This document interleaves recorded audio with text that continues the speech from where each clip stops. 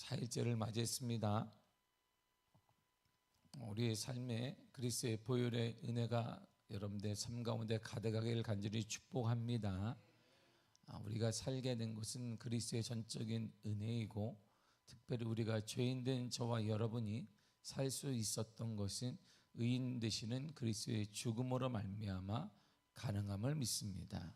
그러므로 우리가 그리스도인으로서 그의 길을 따라간다는 것은 의인된 삶에 동참하는 것이고, 의인된 삶에 자격은 되지 않음에도 불구하고 하나님께서 일방적으로 그리스도를 죽이심으로 우리에게 부여하신 의인된 삶을 살기를 원하시기 때문에 의인으로서 당당하게 믿음으로 승리하는 역사가 임하기를 간절히 축복합니다. 하나님이 쓰시는 사람의 바른 삶이 있습니다. 그리스도를 쫓아가는 사람들의 바른 삶이 있습니다. 오늘 이 얘기를 본문이 우리에게 주고 있습니다. 일꾼으로 또한 그리스도인으로 하나님을 나의 아버지로 고백하는 자들이 충성하는 일이 본문에 나와 있는데, 첫째가 뭐냐면 자신의 삶에 충성하는 것입니다. 본문을 다시면 고린도서 13장 5절을 다 같이 읽도록 하겠습니다. 시작. 너희는 믿음 안에 있는가? 너희 자신을 시험하고 너희 자신을 확증하라. 예수 그리스도께서 너희 안에 계신 줄을 너희가 스스로 알지 못하느냐? 그렇지 않으면 너희는 버림받은 자니라. 아멘.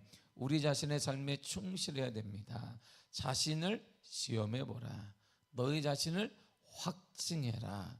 너희 안에 계신 줄을 믿으라. 이렇게 계속 다른 단어인 것 같으나 동일한 문맥으로 강조를 하고 있습니다. 너희 자신을 시험해야 돼. 다른 사람이 아니라 너희 자신을 확증해야 된다. 그리고 너희 안에 누가 계시냐? 예수 그리스도가 계심을 믿어야 한다.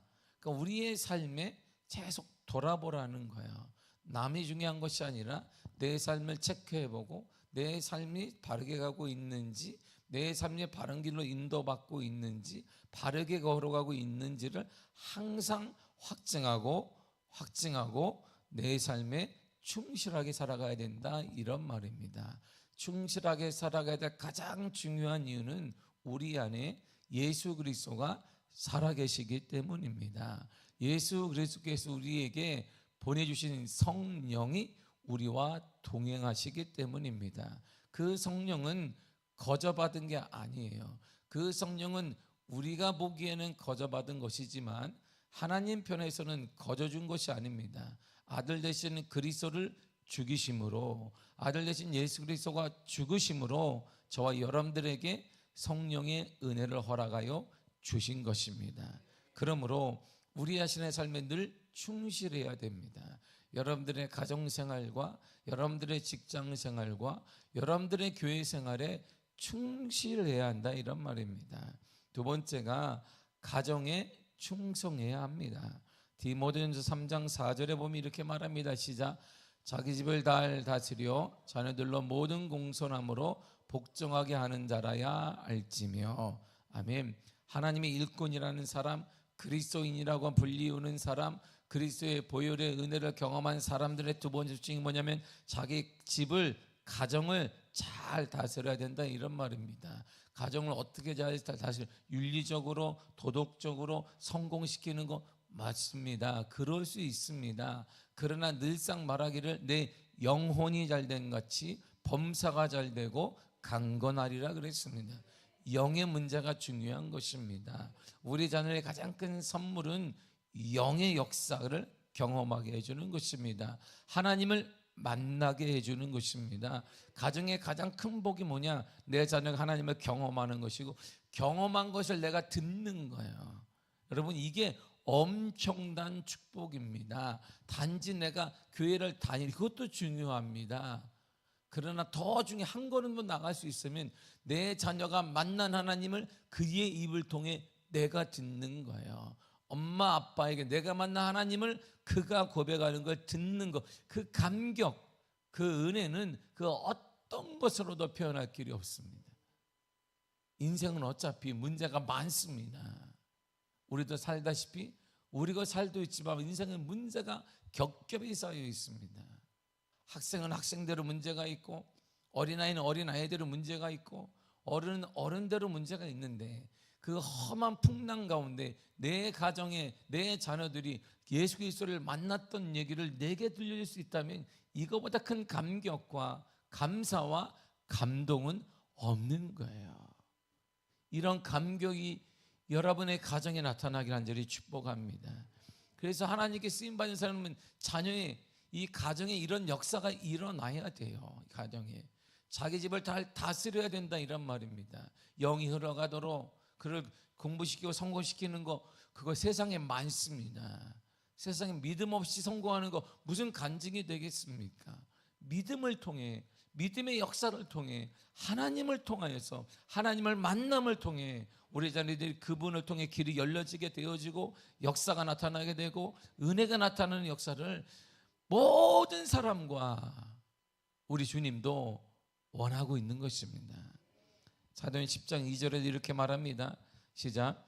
그가 경건하여 온 지방과 더불어 하나님을 경외하며 백성을 많이 구제하고 하나님께 항상 기도하더니. 아멘. 그가 누구예요? 이 사람 누구예요? 이 사람 누구예요? 오늘 고넬료란 말이에요. 고넬료입니다. 그가 경건했는데, 그가 첫 번째 경건한 사람의 첫 번째가 뭐냐면 집안이 더불어 하나님을 섬겼다, 이렇게 나와요. 그러니까 경건한 사람이 한 사람이 있으면 어떤 일이 일어나냐면 집안이 하나님을 섬기게 된다, 이런 말이에요. 놀랍잖아요. 한 사람의 영향력. 우리가 죄인된 저와 여러분이 인류가 구원받을 수 있었던 것도 한 분 되시는 예수 그리스도를 통하여서 가능한 거예요. 예수 그리스도의 죽음을 통하여서 가능하게 되었습니다. 예수 그리스도의 죽으심을 통해 십자가의 은혜를 통해 우리 모두가 다 구원을 누렸단 말이에요. 그러니까 그분을 쫓아가는 저와 여러분들이 그리스도인이잖아요.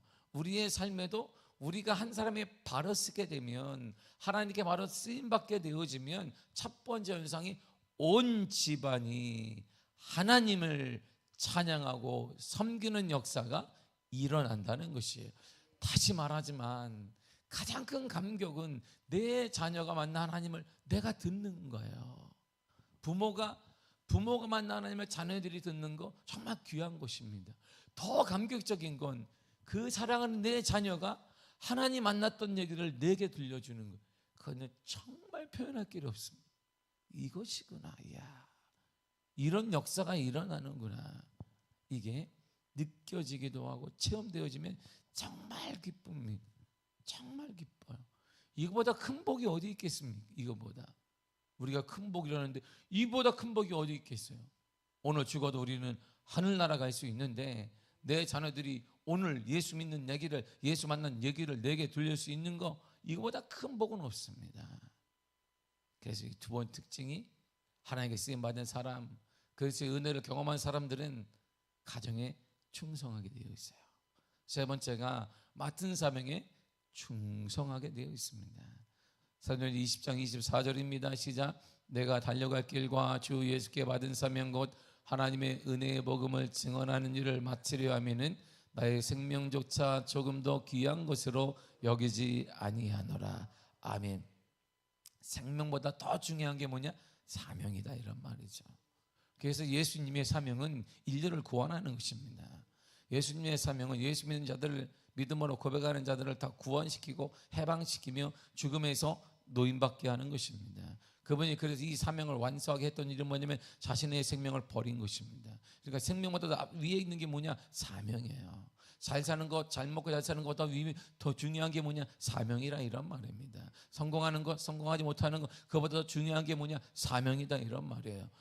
오직 인간에게만 사명이 있습니다. 하나님이 주신 사명은 인간에게만 있는 것. 먹는 것, 성공하는 것, 폼내는 것 모두 다 갖고 있습니다. 동물도 할 수 있습니다. 많이 먹을 수 있습니다. 이쁠 수 있습니다. 내가 힘과시할 수 있습니다. 그러나 그들에게 없는 것, 하나님이 인간에게만 주신 뜻이 뭐냐면 사명이라는 게 있는 것이에요. 모든 것에는 사명이 있습니다. 성경책도 사명이 있고, 마이크도 사명이 있고, 그릇도 사명이 있고, 모든 것이, 마스크도 사명이 있습니다. 심지어 그런데 이 작은 것들, 무생물체도 사명이 있는데 인간이 사명이 없는 것은 있을 수가 없는 것입니다.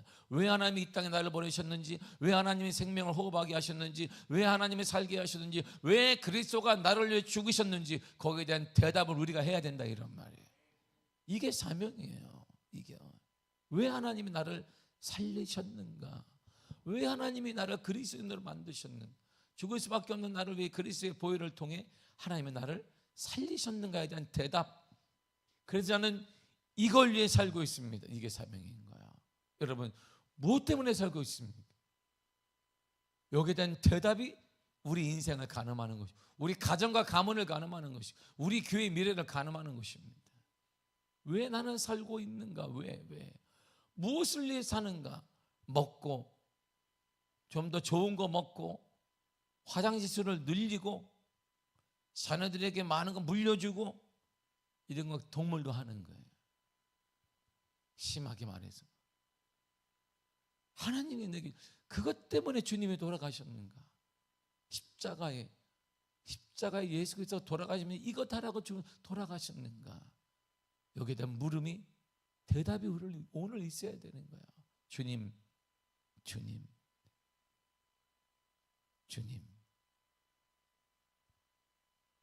우리를 왜 부르셨는지, 우리를 왜 콜링하셨는지. 주님, 내가 여기 있사오니 나를 써주소서. 이 사명이 있는 자는 꺾이지 않습니다. 이 사명이 있는 자에게도 고난 옵니다. 그러나 꺾이지 않습니다.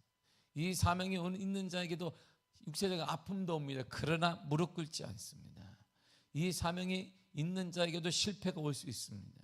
때때로 길이 막힐 수도 있습니다. 눈물 나는 현실을 경험할 수도 있어요. 그러나 그는 절대 꺾이지 않습니다. 다시 일어날 수 있어요. 그는 하나님이 도와주시며 힘을 공급하시며 역사를 공급해 다시 일어날 수 있어요. 그 사명대로 사는 것을 우리 주위 사람들이, 우리 자녀들이, 우리 부모들이 봐야 되는 거예요. 이게 사명입니다. 생명보다 귀한 게 사명. 빡치는, 요동치는, 힘이 없는데 가슴이 막 요동치게 만드는 거, 이게 사명이에요. 이 사명, 사도 바울이 그 사명을 가졌기 때문에 나를 위해 돌아가신 그리스도, 그분을 통해 내가 사명을 받았기 때문에 생명을 바치는 게 아깝지 않은 거예요. 왜? 주님도 그러셨기 때문이고 나도 그러는 것이고, 그러면 우리도 그러는 것입니다.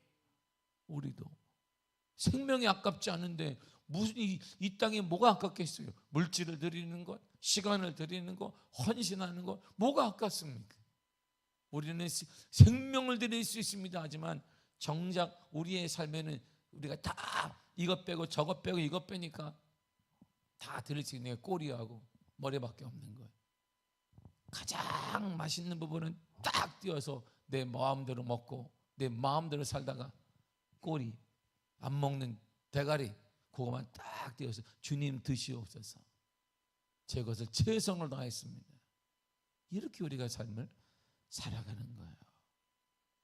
하나님이 부르신 사람, 그리스도의 은혜를 경험한 사람, 예수 그리스도가 이 땅에 오셔서 십자가의 죽음으로 살린 사람들은 그러므로 사명에 충성하게 되어 있습니다. 왜 사는지, 나는 왜 숨을 쉬고 있는지, 여기에 대한 분명한 대답이 있는 사람에게 하나님은 기회도 허락하시고 일어날 힘도 공급하시며 하나님의 기적도 허락하시며 역사도 허락하시며 능력도 허락하시고 때로는 물질도 허락하시고 지혜도 허락하여 주시는 것입니다. 이게 필요하지 않겠습니까? 두 번째로 일꾼의 생명은 담임 목사의 관계에서 시작됩니다. 담임 목사와 협력하는 것입니다. 저렇게 17장 12절에 이렇게 말합니다. 시작. 모세의 팔이 피곤함에 그들이 돌을 가져다가 모세 아래에 놓아 그가 그 위에 앉게 하고 아론과 홀이 한 사람은 이쪽에서 한 사람은 저쪽에서 모세의 손을 붙들어 올렸더니 그 손이 해가 지도록 내려오지. 아멘. 아말렉 전투에서 모세를 놓은 아론과 홀을 보십시오. 힘이 다하게 되니까 그들이 의자를 돌 갖고 와서 앉게 하고 손과 한쪽 손을 그들이 잡혔습니다. 손이 내려올 때 섭리를 보니까 손이 올라가면 이스라엘이 이기고 모세의 손이 내려가면 이스라엘이 지는 거야. 너무 힘든 거예요, 승리를 하는데. 모세가 이게 AI 로봇도 아닌데 그러냐 그걸 계속 보고 있던 아론과 홀이 그렇구나. 모세가 손을 들어야 승리하는구나. 그래서 그들이 양쪽에서 그의 손을 잡았고, 그래서 아말렉과의 전투에 승리하는 모습을 보게 됩니다. 협력하는 것입니다. 담임 목사가 협력하는 것이에요. 두 번째, 영적 권위를 인정하고 순종하는 하나님의 사람과 일꾼이 되어야 합니다. 역대하 20장 20절입니다. 시작. 이에 백성이 아침에 일찍이 일어나서 드고와 들로 나가니라. 나갈 때 여호사밧이 서서 이르되 유다와 예루살렘 주민들아 내 말을 들을지어다. 너희는 너희 하나님 여호와를 신뢰하라. 그리하면 경고히 서리라. 그의 선지자들을 신뢰하라. 그리하면 형통하리라 하고. 아멘. 보세요. 경고히 설 수 있습니다. 가정이 여호와를 신뢰하면 가능합니다. 그리고 이 땅에 형통하는 비결도 있습니다. 하나님 보낸 그 사람 담임 목사를 신뢰하라. 그리하면 형통하게 될 것이다. 이게 하나님의 약속이에요. 하나님의 변찬 약속입니다. 이스라엘 하나님의 뜻이며 이스라엘 저와 여러분들의 하나님의 뜻이 바로 여기에 있는 것입니다. 왜냐하면 목회자는 하나님 누가 세우냐면 이분이 세웠기 때문입니다. 사도행전 20장 28절을 보겠습니다. 시작. 여러분은 자기를 위하여 또는 온 양떼를 위하여 삼가라. 성령이 그들 가운데 여러분을 감독자로 삼고 하나님이 자기 피로 사신 교회를 보살피게 하셨느니라. 아멘. 여러분은 교회를 섬기도록 했습니다. 누가? 성령이 여러분을 삼았습니다. 그 일을 하도록 삼았습니다. 그러니 여러분은 교회를 보살펴야 합니다. 목회자에게 말하는 거야. 성령이 그를 세웠다는 거예요. 성령이 콜링을 받아 하나님의 부르심에 따라 성령이 이 부르심이 이것이 제게는 너무나 강하기 때문에 그래서 흔들리지 않습니다. 제가 목회의 특징 중에 하나는 하나님이 그나마 부족한 종을 쓰고 있는 이유는 저는 흔들림이 없습니다. 때때로 목회를 하는 동안 얼마나 많은 성도들이 제 주위에서 넘어지고 시험 들게 하고 무너지기도 하겠습니까? 수많은 일들이 일어났겠어요. 1년에 한 것도 아니고 담임 목회만 26년째를 하고 있고 그리고 이 30년이 넘게 목회만 했습니다. 그리고 전 태어나면서부터 목회하는 것만 보았습니다. 목회하는 아버지를 통해 목회하는 모습, 가난한 모습 가운데 저렇게 사는 것이나 이걸 늘상 배워왔습니다. 근데 그러면 제가 넘어지지 않았던 하나님 그나마 썼던 이유는 흔들림이 없었던 것입니다. 때때로 성도는 넘어질 수 있습니다. 때때로 성도가 시험 들 수 있는데 내가 시험 들면 안 되잖아요. 성도 하나 때문에 담임 목사가 시험 들면 나 매일같이 시험 들어요. 매일같이 시험 듭니다. 응? 시험이 왜 이렇게 긴지 몰라. 어느 사람은 하루에도 어느 사람은 장기 시험도 들어요. 쭉 시험 듭니다. 누가 왜 뭘 이기려고 하는지 모르겠으나 뭘 선포를 하는 건지 모르겠으나 그냥 그래도 묵묵히 자리를 지키고 있습니다. 그럼 자리를 지키면서 그냥 웃으면서 지키는 것도 아닙니다. 그 한 양이 주님께 돌아오도록 하는데 그 양이 주님께 돌아오도록 간절한 마음을 가지고 기도하며 또 기도하며 또 기도하며 그를 기다리게 되어져요. 그리고 어느 순간에 나타나는 성도들은 놀랍게 공통적인 특징이 있으니 하나도 미안해하지 않습니다. 내 마음에 얼마나 조마조마하게 기다렸는데 하나도 미안해 당당하게 나옵니다. 내가 나와줬다는 것인지 내가 그나마 내가 나와줘서 자리를 채우고 있다는 뜻인지 모르겠으나 그걸 볼 때마다 그냥 그러려니 하는 거예요. 그래서 목회할 때마다 얻은 단어가 그거밖에 없어요. 그러려니 하는 거예요. 그냥 성도가 뭐라고 해도 그러려니 하는 것이고, 그리고 목회를 하면 할수록 제가 늘 느끼는 것은 목사가 이렇게 생각하는 뭐 힘은 없구나라는 생각을 갖게 돼요. 목사가 처음 목사할 때 다 되는 줄 알았어요. 제 말에 다 순종하는 할렐루야 다 되는 줄 내가 29 목회할 때 막 치고 때리고 막 이걸 박살을 내고 이것도 막 그러면서 내가 뭐든지 가능한 줄 알았어요. 모든 사람 나를 따르라 그러면 다 따르는 줄 알았습니다. 그래서 막 따르라 했더니 결국은 아무도 안 따르고 있어요. 우리 사모만 힘들게 따라가고 있어요. 점점 느끼게 되는 건 하나님의 은혜가 없이는 안 되는구나. 하나님의 은혜가 없이, 주님의 은혜가 없이는 안 되는구나. 그래서 지금은 그러려니 합니다. 시험 들면 그러려니 하고 뭐라고 해도 그러려니 하는데 그 그러려니의 대상이 되지 않기를 간절히 축복합니다. 축복합니다. 그리고 목회자는 누가 붙들고 있냐면 이게 중요하거든요. 계시록 1장 20절입니다. 시작. 내가 본 것은 내 오른손에 7별의 비밀과 또 7금 촛대라. 7별은 7교회의 사자요 7촛대는 7교회니라. 아멘. 7별은 사자예요. 목회자예요. 누가 잡고 있느냐? 내 오른손.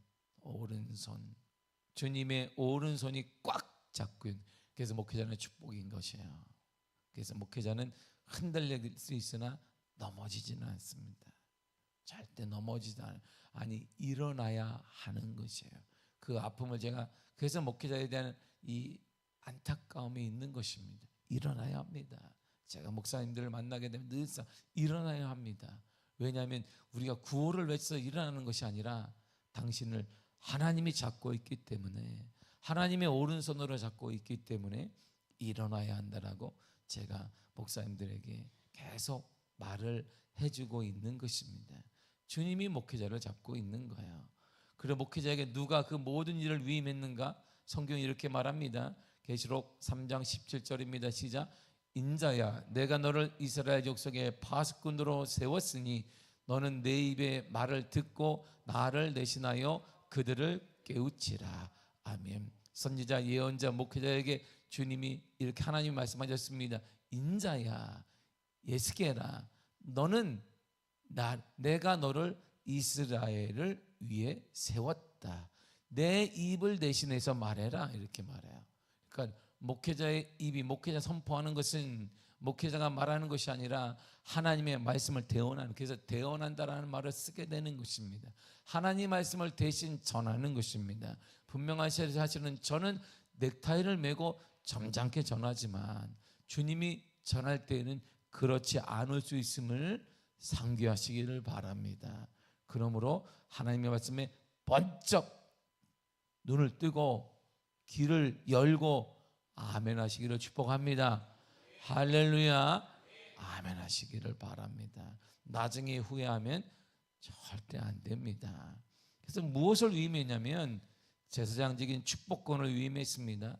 선지자적인 양육권을 위임했습니다. 왕적인 치리권과 보호권을 위임했습니다. 이것을 주님이 목회자에게 위임해 그거 해라. 축복하고 양육하고 치리하고 그들을 보도하여라라고 했습니다. 그래서 목회자는 교회의 3권을 다 위탁받은 자예요. 사도행전 20장 28절을 보겠습니다. 시작. 여러분은 자기를 위하여 또는 온 양떼를 위하여 삼가라. 성령이 그들 가운데 여러분을 감독자로 삼고 하나님이 자기 피로 사신 교회를 보살피게 하셨느니라. 아멘. 온 땅 양떼를 위해서 해야 된다. 그래서 강단권을 준 거예요. 이 강단의 말씀을 전할 수 있는 은혜를, 권리를, 능력을, 위임을 주님이 하셨던 것이고, 두 번째가 인사권을 준 것입니다. 모세는요 1000부장, 100부장, 50부장을 직접 뽑았습니다. 예수님도 제자들을 직접 뽑았습니다. 조건이 딱 하나, 나를 따르라 이렇게 얘기했습니다. 지금 고기 잡고 있습니다. 지금 세금 징수하고 있습니다. 공무원 신분으로 있습니다. 일이 잡이 다 달라요. 그런데 동일하게 주님이 잡이 다 다르고 환경도 다른데 딱 한마디 했습니다. 나를 따르라. 거기에 순종해서 주님이 뽑았습니다. 저도 마찬가지입니다. 제가 장로를 선임하거나 권사를 선임하거나 또한 안수집사를 뽑을 때 절대적인 기준이 제가 목회를 하면서 쭉 보호한단 말이에요. 이들이 얼마나 출석 상황부터 해서 개인적으로 헌금 내는 것도 모든 것 보면 관계, 리더십, 영향력 이런 모든 것, 가정까지도 저는 염두에 두고 뽑습니다. 그 한 사람을 보고 뽑지 않습니다. 그의 가정, 그의 가문, 그리고 그의 모든 부분을 제가 다 고려한 다음에 가능하겠다라고 해서 그를 뽑게 되는 것이죠. 이거는 목회자에게 하나님의 분명한 인사권이 있기 때문에 교회를 위한, 그 자신을 위한 절대적인 기준으로 삼고 지금도 적용하고 있습니다. 지금도 적용하고 있어요. 그리고 세 번째, 재정권을 하나님이 주셨습니다. 사회에서는요, 사회에서는 위에서 명하면 쭉 이게 재정권이 여러 다른 부분이 있습니다. 누가 짜느냐에 따라 다르고, 어떤 브레인이 짜느냐에 다르고, 어떤 기업이 짜느냐에 따라 재정이 원활한 것이 다른데, 그러나 교회는요, 하나님이 원하시면 하는 것입니다. 그래서 담임 목사와 함께하는 사람들은 믿음이 같아야 되고 목회 철학이 같아야 되는 것이에요. 그래서 그게 안 맞으면 교회가 삐그덕거립니다. 하나님의 일이 확장되지 않아. 그걸 염두에 두어서 저도 일꾼을 뽑는 거예요. 과연 가능하겠는가? 그래서 제가 첫 번째도 얘기하고 두 번째도 얘기하고 세 번째도 얘기하는 건 돈을 넘지 않고는 일이 되지 않는 거예요. 물질을 넘지 않고는 일이 되지 않습니다. 하나님이 급하게 일하시는데 회의하고 우리가 또 회의하면 거기 다 끝났습니다.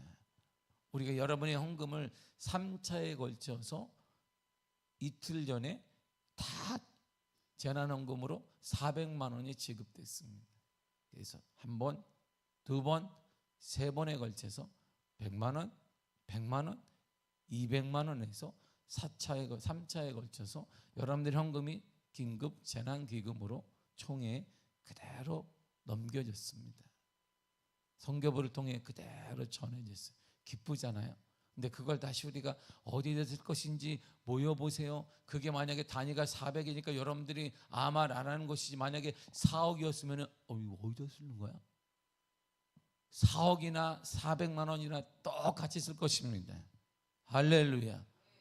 똑같이 쓸 것입니다.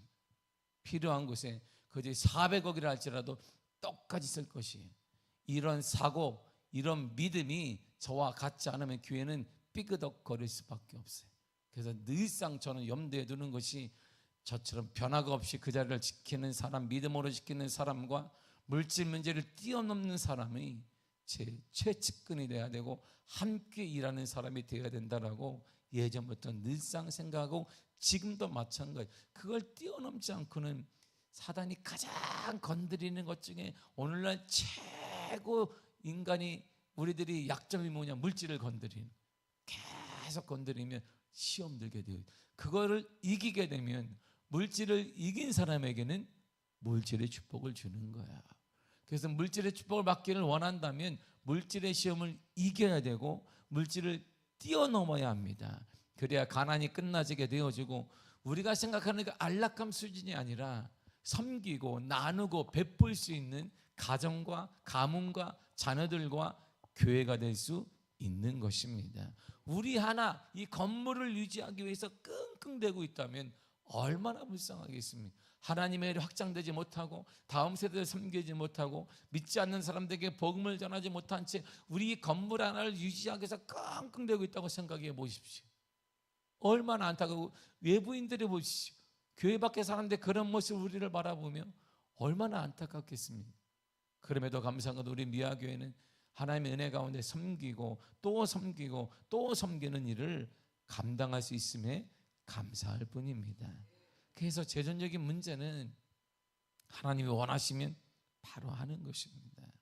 지금도 마찬가지이고 예전에도 마찬가지이고 미래에도 마찬가지일 것입니다. 재정적인 문제는 아무도 터치 안 해요. 그러나 1년에 한 번씩 제가 이렇게 보고하는 것은 정확히 보라는 거예요. 잘 썼다. 10원 하나 제대로 쓴 적이 함부로 쓰지는 않았어요. 그거는 저도 마찬가지이고 재정부도 있지만 저도 개인적으로 마찬가지입니다. 그렇지만 주님이 원하신다면 어떤 일이 있어도 감당을 해야 되는 것이고 빚을 내서라도 하나님의 일은 확장되어야 하는 것입니다. 할렐루야. 얼마나 우리 교회는 빚이 없으니 또 빚낼 수 있으니까. 할렐루야. 하나님의 일을 무한대로 할 수 있더라. 감사하잖아요. 그러므로 담임 목사의 철학과 비전을 따르는 믿음의 사람과 일꾼과 그리스도인이 되어야 합니다. 빌립보서 2장 2절에 이렇게 말합니다. 시작. 마음을 같이하여 같은 사랑을 가지고 뜻을 합하며 한 마음을 품어. 아멘. 이 말이 계속 반복, 똑같은 말이에요. 마음을 같이해라, 같은 사랑을 가지라, 뜻을 합해라, 한 마음대로. 이거 딱 동일해. 그냥 한 뜻. 이게 요 한 단어를 계속 반복하는 짧은 단어. 사도 바울이 되게 똑똑하다면 저거 알 수 있어요. 마음을 같이 하세요, 같은 사랑을 가지세요, 뜻을 합하세요, 한 마음을 품으세요. 이거 동일한, 계속 반복하는 거예요. 4번, 4단어를 반복하고 있습니다. 계속. 왜? 한 마음 되어야 된다, 한 마음 되어야 된다, 한 뜻이어야 된다는 걸 계속 말해주고 있습니다. 그래야 우리 미아교회라는 배가 한 곳으로 쭉 갈 수 있어요. 자, 미아교회 성도 여러분, 왼쪽으로 15도로 가겠습니다. 그래서 딱 선포했는데 혼자 저만 노젓고 있네. 이렇게 막 아무도 노를 안 젓고 이렇게. 왜 안 젓으니까 어깨도 아프고 허리도 아프고, 응? 그리고 화장실도 가야 되고, 오늘은 또 내가 타이어 좀 피곤하기 때문에 좀 쉬어야 되고, 좀 이따 하겠습니다. 그러니까 이쪽으로 분명히 가면 보물섬이 있다. 하나님이 약속하신 보물섬이 우리 코앞에 있어가지고 제가 가야 된다, 가야 합니다, 가야 합니다 막 이러고 있는데, 아유 알았습니다. 그 보물섬 알았습니다. 보물섬 본 적이 없으니까 성도들, 저는 보물섬을 보고 왔단 말이에요. 제가 봤기 때문에. 가면 보물섬이 있습니다. 거기에는 쉼터가 있습니다. 거기에는 마실 물이 있고, 거기에는 우리가 먹을 양식도 쟁겨 놓았습니다. 가십시다 하는데 힘들어요. 허리도 아프고요. 뭐든 힘들으니까 아무도 노를 안 줘. 혼자 계속 지니까 나도 지치고. 그래서 목회자가 빨리 가는 거예요. 혼자 노졌다가 이렇게 막 노졌다가 아무도 안 지니까 혼자 지치고 하니까 목회자 자녀들이 그나마 아빠가 지으니까 나도 젖자 하다가 얘라 핑계 뭐 보세요. 그럼 목회자는 신앙생활 제대로 하는 사람 봤어요? 왜? 혼자 열심히 성도들 안 따르니까 중간에 있다가 그래도 나라도 숟가락에도 얹어야 되겠다고 좀 짓다가 얘라 모르겠다. 그걸 배를 떠나버려. 목회자 자녀들은 아예 배를 떠나버린단 말이에요. 그래서 미국 가면 제가 얘기하는데 주일날 숨어있는 무리들은 딱 단번에 알 수 있어요. 목회자, 목사, 선교사, 장로 자녀들은 구석에서 주일날 안 나와. 평소 자녀들만 나와죠. 이렇게 막 할렐루야 막 하는데, 할렐루야 열심히 막 위아래를 째려보는 사람 목사님 자녀구나. 아유, 그 선교사 자녀네. 아이고 모두 폼제 장로님 자녀구나. 100% 맞아요. 100% 이게. 그러면 또 한국에서는 전화할 때마다 교회생활 잘하시니까 예 잘합니다. 아빠 교회생활 잘하니까 돈이 필요합니다. 그래 돈을 잘 쓰거라 하면 돈만 써. 돈만. 이 아이들이 이게 널려 있습니다. 그래서 여러분들이 목회자 자녀들에게 상처 주는 거예요. 제가 이렇게 15도를 가자 그러면 온 힘을 다해 노를 지시기를 축복합니다. 노를 쳐야지. 노를 또 짓는 사람이 열심히 짓는데 꼭 저쪽으로 짓는 사람이 있어. 내가 이쪽으로 노를 지라고 했는데 얘 해놓고 이쪽으로 막 쳐. 자기는 자기 뜻대로든 배를 끌고 가겠다고. 그런 문제가 있다 이런 말이에요. 어떻게 협력해야 될까요? 첫째가 예배를 도와야 됩니다. 예배에 다 참여해야 됩니다. 그리고 예배를 통해 은혜를 받아야 되고, 아멘 하시기를 축복합니다. 할렐루야. 아멘 하시길 바랍니다. 아멘 하란 말이야. 아멘으로. 그래야지 여러분들이 아멘하면 여러분들 은혜 받고, 여러분들 아멘 때 옆 사람이 자다가 깬단 말이에요.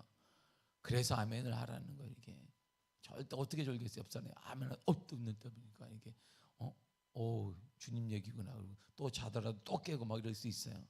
그러니까 예배를 도와야 돼요. 세심한 배려를 해야 됩니다. 수냄 여인이 엘리사를 섬기듯이 해야 되고, 목회에 다른 거 신경 쓰지 빼앗기지 않도록 모든 환경을 만들어야 됩니다. 저는 그래서 늘상 생각하는 게 있어요. 내가 후임자를 뽑을 때는 가장 좋은 환경에서 후임자를 모셔올 것이다. 가장 좋은 늘상 저는 이렇게 생각해요. 나는 괜찮다. 어차피 여기에 와서 목회하는 것만으로 감사하니 내 후임자가 올 때는 모든 것이 구비돼, 사택 그리고 뭐 자녀들 교육비 뭐 다 해서 최고의 목회자를 모셔야 할 것이다. 모든 것이 준비된 상태에서. 그게 기본이에요. 기본. 청빙을 할 때는 기본이란 말이에요. 모든 것. 나한테 올 때 왜 그렇게 안 해줬어? 근데 왜? 나 오는데 왜? 좋은 집이라도 하나 주든지 아파트를 하나 주든지 그래야지. 아파트도 안 주고 말이야, 차도 안 주고. 왜 그랬어 나한테? 저는 목회할 수 있음에 감사하기 때문에 내가 고맙게 생각을 해요. 내가 목회할 수 있으면 가장 큰 복은 내가 목회를 할 수 있구나. 그런데 내 다음 세대는 다를 거예요. 그 다음 세대를 위해, 목회자를 위해서는 최고의 양질의 믿음으로 섬기는 겸손한 명품 인격을 갖고 있고 믿음을 갖고 있는 목회자를 제가 모셔올 텐데, 그분을 위해서 모든 제반 오직 목회만 할 수 있게 다 해놓고 모셔올 거예요. 그때 우리 다음 세대가 그분과 더불어 목회를 하게 되면 더 큰 은혜를 경험하게 될 것이다. 이런 생각을 갖게 됩니다. 세 번째가 담임 목사를 위해 기도해야 하시기를 바랍니다.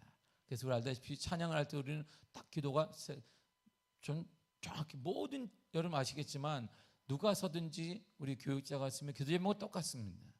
뭐 새벽이든 저녁이든 뭐 똑같이 우리는 성령이 역사하는 예배가 되게 하여 주옵소서, 한 영혼을 주님께 인도하는 교회가 되게 하여 주옵소서, 담임 목사님에게 강건함을 허락하여 주옵소서. 제가 말하자면 외부 강사도 소용없어요. 외부 강사는 왔다 가는 사람이고 거기는 자기 성도에 기도할 것이고, 담임 목사가 중요하니까 저는 여기서 계속 기도하도록 만드는 것은 제가 말해서야, 제가 믿음으로 쓰고 영육의 강건함으로서야 교회가 든든히 서갈 수 있기 때문입니다. 그리고 협력자의 모델이 있어요. 아론과 홀을 보세요. 여호수아와 갈렙을 보세요. 세례 요한을 보세요. 하나님 예수님과 세례 요한을 보십시오. 바나바와 브리스길라와 아굴라와 그들이 사도 바울과의 관계를 보십시오. 사도 바울과 디모데를 보십시오. 다 협력 관계에 있고 다 함께 교제하며 교류하며 하나님의 선한 뜻을 이뤄가는 걸 볼 수 있습니다. 그러면 이렇게 협력하십시오. 마음으로 협력하시기를 바랍니다. 기도로 협력하시기를 바랍니다. 몸으로 협력하시기를 바랍니다. 필요한 것을 공급하는 일꾼이 되시 간절히 축복합니다. 이것이 하는 일. 이것이 저는 이렇게 신앙생활을 배웠고, 제가 목회를 처음 하는데 성도가 몇 명 없었는데 거기에 저희 아버지보다 연세가 많은 장로님이, 그분이 저를, 이상교 장로님이라는 그분이 저를 목회를 가르친 게 아니에요. 그분 때문에 제가 목회를 배웠습니다. 저희 아버님보다 연세가 많으신데 제가 29 먹은 담임 목사 같으니 뭘 알겠어요. 어릴 때 내가 어릴 때 똥오줌 싸는 거 본 사람이에요, 그분이. 근데 이분이 아니면 제가 예배를 딱 끝나면 그 장로님이 앞으로 와, 이쪽으로 쭉 해서 인사를 해야 되는데, 그래서 내가 저분이 왜 일로, 내가 설교를 잘못했나? 장로님이 걸어와요. 막 있는데 점점 성도가 늘었어요. 꽉 차는데 이분이 걸어와 앞으로. 그래서 맨날 걸어와. 그 뭐하냐면 제 앞에서 저한테 90도로 인사를. 은혜 받았습니다, 목사. 그리고 가시자는 거. 가면 내가 이렇게 가면 뒤에 쫓아와, 이분이 이렇게. 뒤에 쫓아 성도들을 다 목사님 쓰고 자기가 다 해. 목사님 다 인사하라고. 다 인사. 그리고 명절이 되면 이분이 저한테 세배를 해요. 네, 저도. 이걸 제가 다. 그리고 제가 신방하는지 어떻게 알겠어요? 제가 신방하는 데는 이분이 장로님이 쫓아갈 때는 시간 될 때면 쫓아가면 무릎을 다 꿇고 있어요, 이분이. 그러면 장로님이 무릎 꿇으니까 다 꿇어야지 뭐 어떡하겠어. 이분이 꿇는데. 그리고 머리를 숙이고 있어요. 목사님 기도해 주세요, 이렇게. 제가 예, 이분으로부터 다 기도해 준 거예요, 이렇게. 제가 목회할 수 있도록 다 만들어 놓았어요. 그 한 분이. 그냥 질서가 잡혀. 뭐 하면 다 그분이 하는. 그리고 제가 1년이 딱 되자 그 당시에 가장 큰 차가 저 교회 앞에 떡하니 서 있었어요. 누구 차냐 그랬더니 목사님 차입니다. 한 집사님이 했는데 목사님이 타셔야 된다고. 안 탑니다. 타시라. 그분이 다 목회를 제가 할 수 있게 만들어 놓고 가르친 것이 아니라 그냥 이렇게 다 만들어 주신 거예요. 그래서 제가 목회 저렇게 하는 거구나. 하나하나 배운 것이 장로님이 저를 가르친 거야. 그분. 장로님이 저에게. 그리고 그분이 목회할수록 분위기를 싹 잡아놨어요. 장로님이. 그 밑에 있는 안수 집사님이나 뭐 이렇게 나이 드신 분이나 그리고 새롭게 교회에 나온 분들이 당연히 그렇게 할 수밖에 없어요. 당연히. 그래서 우리 아이들이 맨날 혼났어. 지금 날 권사님 한 분이 맨날 제 방에 잡으러 와. 타게람 어디 갔니? 애가 내 소파에 내 방에 숨어 있어 이렇게. 타게람 일로 나와라. 애가 일로 와. 목사님 막 네가 왜 들어가? 목사님 식사하고 들어와. 끌려가고. 우리 애들이 일로 와. 목사님 방해하는데 너 나와. 타게람 나와. 그 타게원이 그때 애기였는데 타게원 니도 나와. 목사님 방에서 니들이 밥을 저희 가서 먹어. 그 권사님이 다 해놨어요. 그리고 누가 집사님 일로 와봐요. 수저를 왜 안 말려놨어요? 말려야지 수저는. 그리고 90도로 숟가락을 놓으라 그랬잖아요. 그걸 권사님이 다 젊은 성도에 다 가르쳐. 그리고 그렇게 누가 집사님 성도 일로 와봐요. 누가 그렇게 목사님한테 인사하라고 그랬어요? 가만히 계세요. 목사님이 할 때까지 함부로 나서지 말아요. 규율 반장이 완전히 우리 권사님이 딱 이렇게. 그리고 누가 얘들아 누가 목사님 목양실 앞에서 시끄럽게 하래. 목사님 식사하고 쉬는데 일로 나와. 애들이 네 끌려가는 거야. 뭐든지 몇 분이 다 잡아주는 거야. 그렇게 할 수 있게. 저는 그래서 개인적으로 그 장로님 이름이 지금도 돌아가셨지만 생각이 나는 거야. 내가 아무것도 몰랐는데 하나님이 제게 목회할 수 있는 길을 다 만들어 놓았어요. 그래서 아주 기쁘고 아주 생각할 때마다 죄송한 마음이 지금도 드는 거예요. 철없었는데 목회를 잘 몰랐는데 이분이 내가 다. 그리고 그 권사님은 지금도 살아계신데 가끔 이게 통화하거나 만나게 되면 똑같이 목소리는 똑같습니다. 연세는 많이 드셨지만. 그래서 우리 큰아이가 가장 그 목소리를 들으면 그래 막 일어나지. 왜?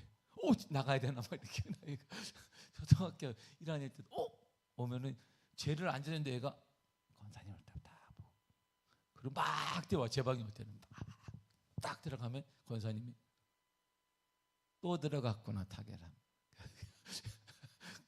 제 방에 녹화하는 거 첫 마디가 뭐냐?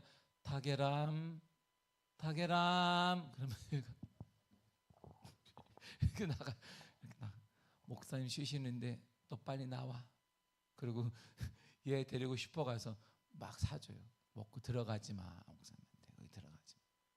그래서 우리 큰아이가 슈퍼가 얘가 어릴 때 이 큰아이가 착각한 게 뭐냐면 그래서 얘가 슈퍼는 뭐든지 그냥 먹는 데인 줄 알았어요.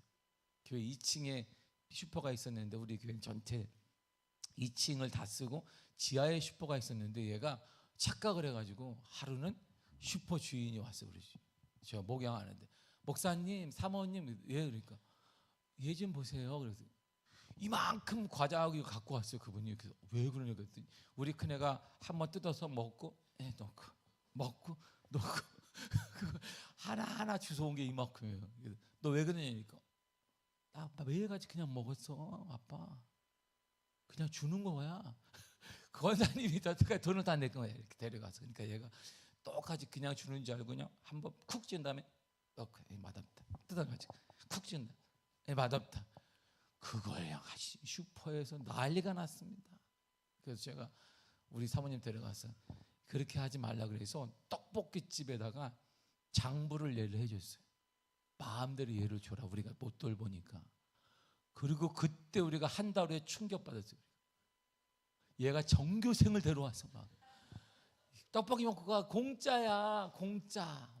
그러니까 이 아줌마는 좋아가지고 막 줘.